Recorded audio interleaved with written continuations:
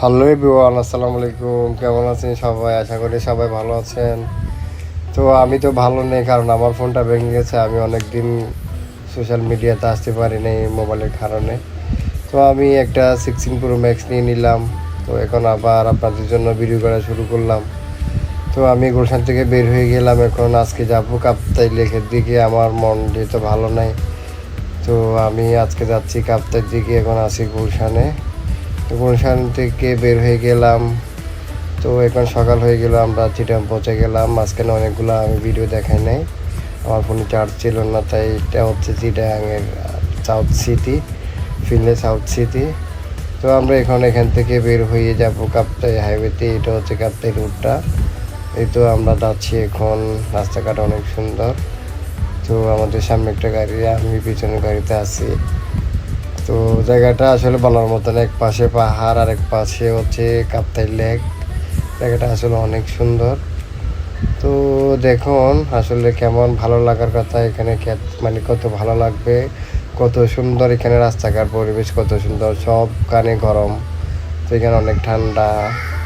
তো আমি চলে এলাম কাছাকাছি। এই তো আমরা পৌঁছে গেলাম। মাঝখানে আমি অনেকগুলো ভিডিও দেখাই নাই। তো এখানে আবার মাঝখানে এসে দেখলাম লিচু গাছ।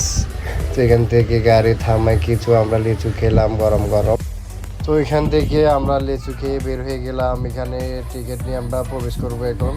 এটা হচ্ছে একটা বিজিবির একটা পার্ক। তো এখানে আপনাদের টিকিট লাগবে 40 টাকা করে।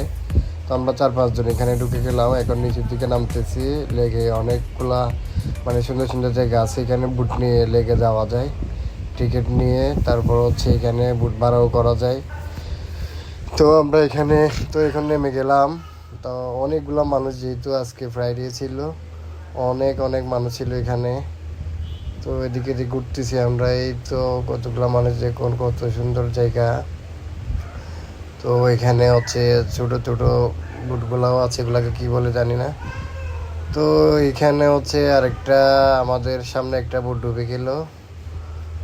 তো আমরা এখান থেকে আবার গেলাম আরেক দিকেই। তো যাচ্ছে 2 জন বুট ভাড়া করে। তো আমরা ওইভাবে যাই নাই, আমরা পানিতে নামি নাই, যেহেতু আমি সাঁতার পারিনি, এই জন্য আমি পানিতে নামি নাই।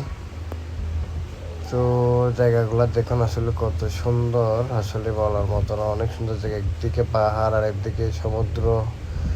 তো সবাই আমার জন্য দোয়া করবেন। আমি একটু অনেক টেনশনে আছি। তারপর হচ্ছে আমি মানুষের কাছ থেকে দুঃখ গাইছি। তো অনেক প্রবলেমে আছে, আমার জন্য একটু দোয়া করবেন, আমি যেন একটু স্বাভাবিক হইতে পারি। তো আসলে দেখুন জায়গাটা কত সুন্দর।